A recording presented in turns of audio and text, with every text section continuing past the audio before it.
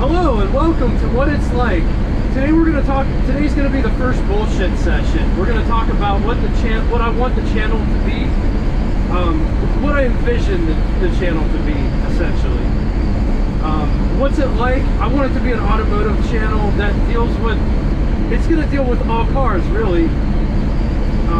There might be some lists like cars that changed throughout the years, why cars got discontinued, maybe a car history story, maybe a story involving like a person like Bob Lutz or Carroll Shelby or something like that. But it's all things automotive, and I really want to review cars that don't have reviews to them, like a Dodge Rampage, for example. There is hardly any information about that car. I did the Hudson cross-country Rambler wagon. That vehicle didn't exist, and like I reviewed that car for about a month. I called the guy that it belonged to and said, "Hey, can I do a review on your car?" He said, "Yeah, that'd be great, but I can't do anything until October." When I called him, it was like early September, so I really had like 2 months before I could even do the car. And I researched it, and the issue is like a lot of that stuff from the 50s and that, there isn't any reviews that you could watch like on YouTube about that car. So what do you have to do? You got to get the information from somewhere. So you pick up a book, you research it online, you go to various websites and things, and one site will say one thing while another site would say another thing, and another site, you look at another site to see the information you're getting is true, and everything would say a different thing, like, so what's the truth? The truth is something in the middle, right? My first troll on this channel, his name's Randy. He was telling me, stuff I got wrong. And I called him a troll because not only did he go on that one and tell me what I did wrong in all of them. I'm trying to be as thorough as possible. I'm going to get some things wrong, and I'm trying not to do that, but it's really hard whenever the information isn't the same across the board. So that's what I want the channel. I want the channel to be anything automotive, on people, cars, you name it. We might do something on bias ply tires and why they kind of suck, but those were the period correct tires. But if you've ever driven a vehicle that have bias plies on it, it drives like nothing that you're used to driving. And we're gonna get into that in one episode, because I'm looking to upgrade these tires to radials. Why the guy didn't do it previous is beyond me, but I live in Western Pennsylvania, and they redid all the roads around here, as in like tar and chip them, and they're far worse now than they ever were.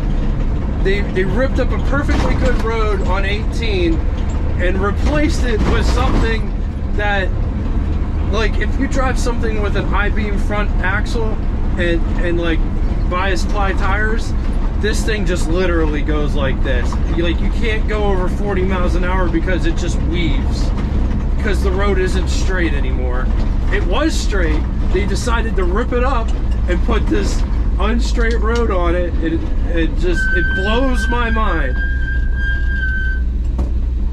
Why replace something with something worse?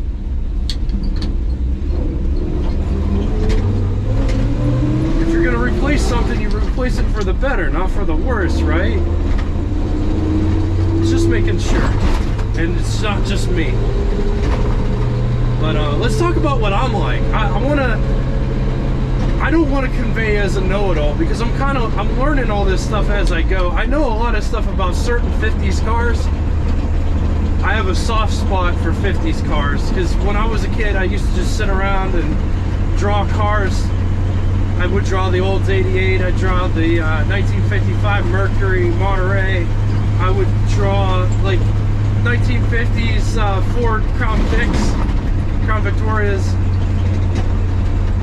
That's what I was into. My favorite car growing up was a 58 Edsel, and honestly, when I saw that car for the first time, I was like, what is that? That is the most hideous thing I have ever seen. But then after I learned about it and got involved in the history and, you know, learned about the power that it made and all this stuff and all this hype that Ford created around this car, and then it essentially just flopped.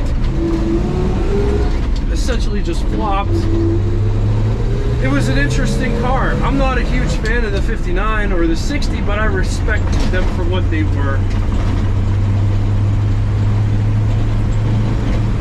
But yeah, so welcome to the channel, and please like, share, and subscribe.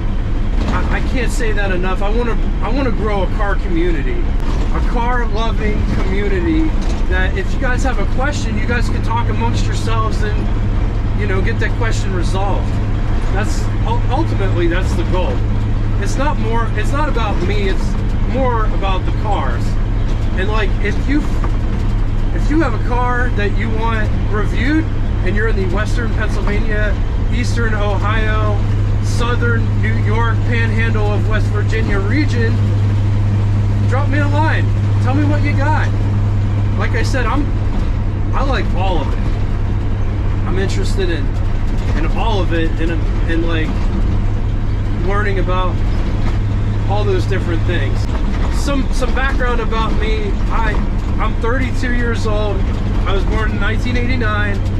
I have a business. As most YouTubers, they start a YouTube channel and then they get the ball going on that, and then they venture out into businesses like sell merch, sell, you know, do whatever they can with their business to get it off the ground. I'm the opposite. I have my own business, and I decided to start a YouTube channel to escape from the business. Because let me stop there and rewind a little bit.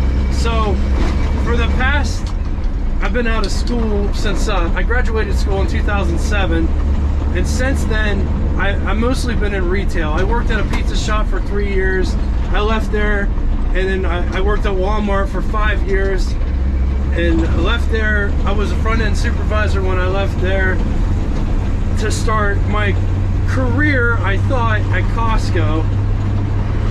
Best company to work for that I ever worked for, I will say that.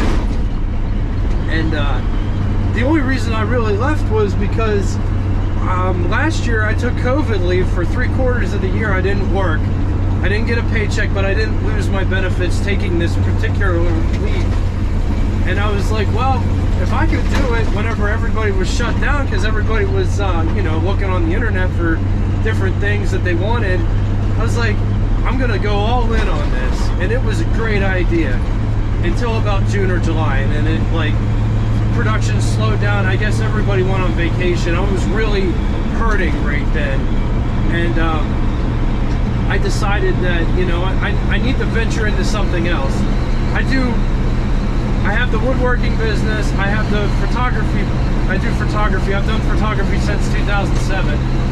And like, the woodworking business to a Costco perspective was an escape from that. It was an escape from retail. And it blew up, and now I have this business, and it's just me.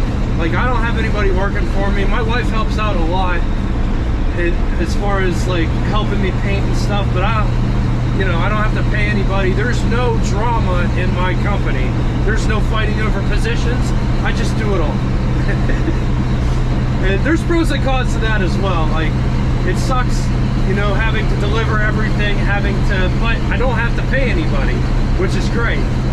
So, you know, like I said, pros and cons to everything. But I'm doing the YouTube channel as an escape from that.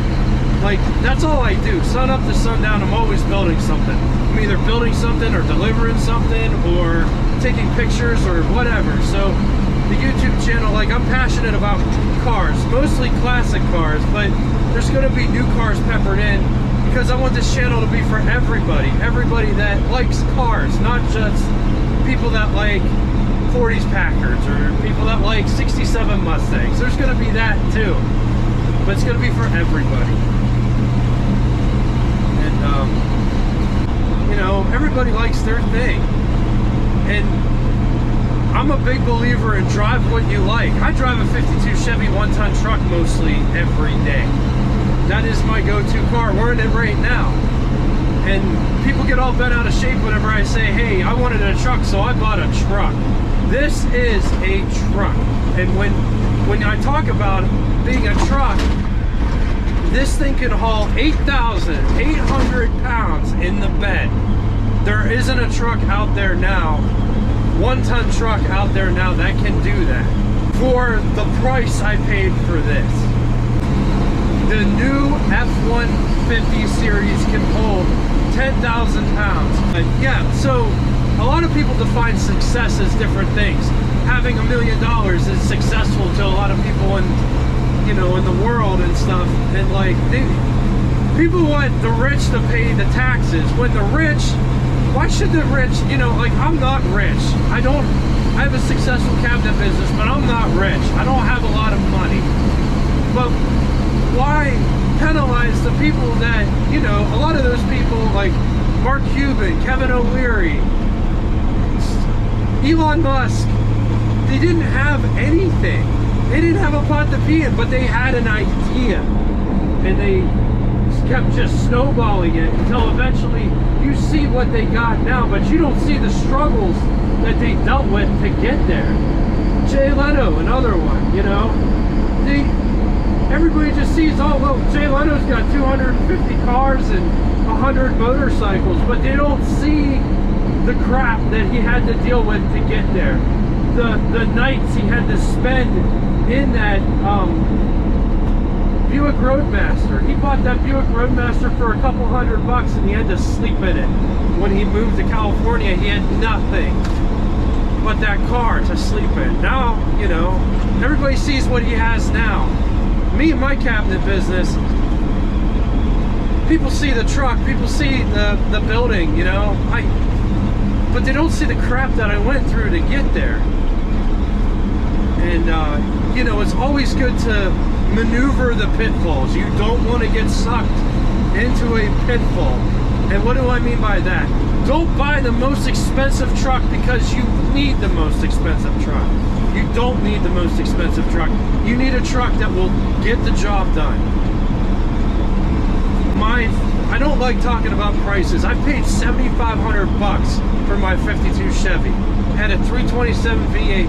You can't buy a truck for that kind of money that's as capable as this new. A brand new truck, cost-effective truck right now is the Ford Maverick, and it comes in around 20 grand. But you can't haul 8,000 pounds in the bed. You can't even pull 8,000 pounds with that truck. So you have to ask yourself, what truck will work for my situation? And Toyota Tacomas are nice, but you know, you can only pull 5,000 pounds with that. So, you know, you gotta buy a trailer, you gotta, you know, and that might work for you. Honestly, I think minivan's the best way to go, because the truck market, especially in Western Pennsylvania, sucks. You can't get, say for instance, a 2000 Toyota Tundra. 2000 is 20 years ago, 21 years ago. You know, that's 2 decades. The frames are all rotted out of them. You know, it's got that Triton V8, might have issues. You know, they got 500,000 miles on them and they're asking 15 grand for it, which is mind-blowing. Honestly, if you're gonna do anything in life, you don't have to buy the most expensive thing. I'm a small-time business guy. I just started. Like, I'm maybe 5 years old, 4 years old, building the furniture. I didn't start out doing furniture. I started out doing picture frames and it grew into furniture. And like, that's what I'm saying. Like, don't you just go buy a normal truck? A normal truck, an F-150, you know, that's 40, 50 grand. I don't want a $600, $700 truck payment. That's asinine to me. At the end of the rainbow, it's not worth anything. I mean, people will try, you know, to get 10, 15 grand for their truck that has 300,000 miles on it, but that's just an obscene price pay for something that has that kind of mileage on it. And most of the time they're all rotted out. They need new U-joints. They need everything replaced. It's not worth it.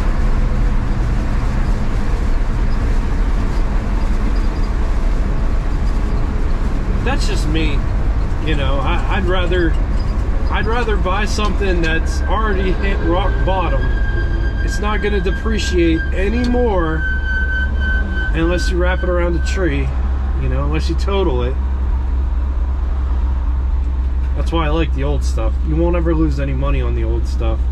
I lost my butt on I bought a brand new car. I had a 2014 Hyundai Veloster R-Spec Turbo, and that car was really hard to find when I bought it. 2014, it was white. That was like the only option. If you got white, it cost more. I had to drive up to Erie to get it. Erie's about a 2-hour drive. And I looked and looked and looked, and it took me about a month to find it, and they gave me a really good deal. And I bought that car with 6 miles on it. Well, fast forward, I got married, and I got a son through marriage. He was 5 years old when I met him, and you know, that wasn't a practical car for the family, so we traded it in on a Subaru Outback. We went backwards $4,000 on that car because it was a niche car, and I love that car, but I put 60,000 miles on it in 2 years. It wasn't worth anything, you know. Like nobody wanted to give me anything for it. That was the issue. And I found the Subaru Outback. It was a 2011 Subaru Outback, fully loaded. It had every option.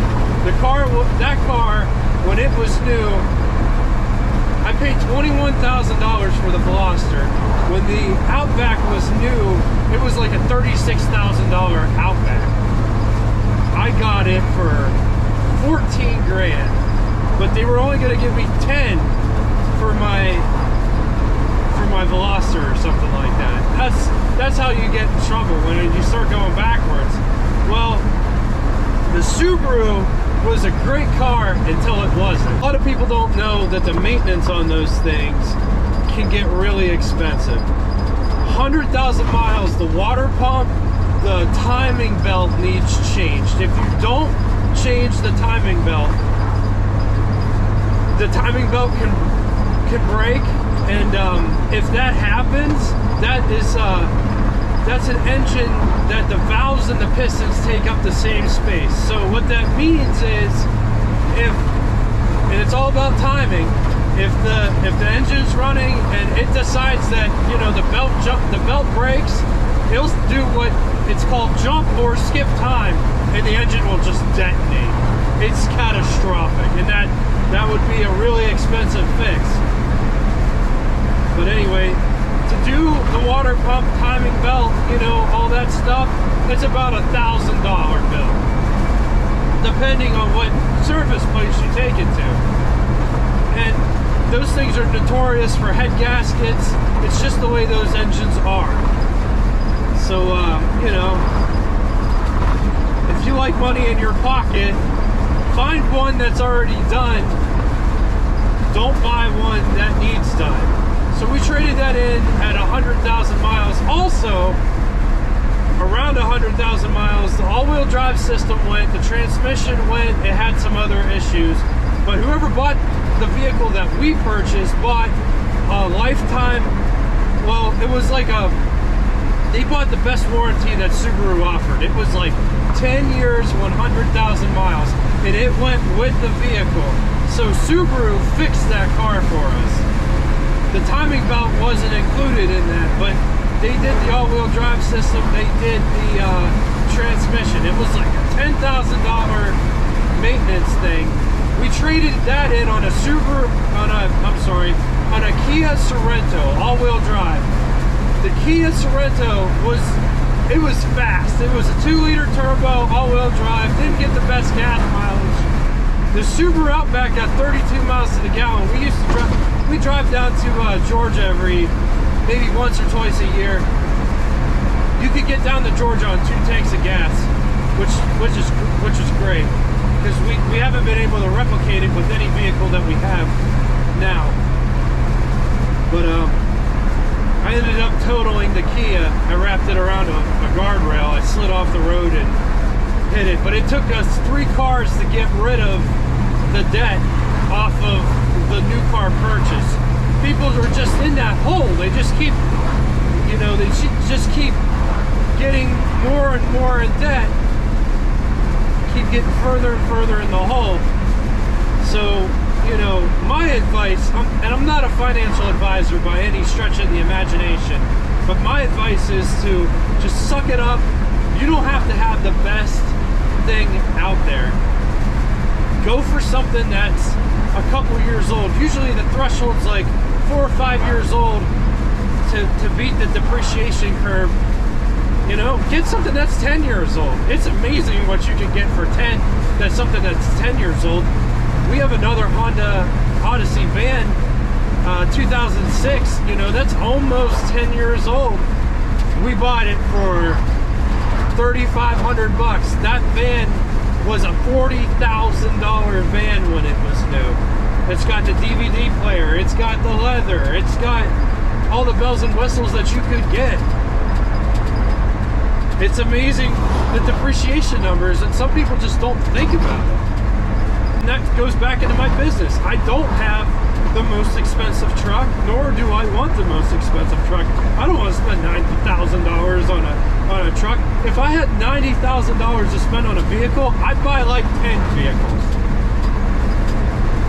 I'd buy 10,000. I would buy a series of vehicles. I wouldn't have just one. So yeah, that's what it's like. That's our bullshit session. The first #1 bullshit session. Well, I'm sure we'll have more in the future. But yeah, tell me what you think in the comments section down below. Have fun and toodaloo!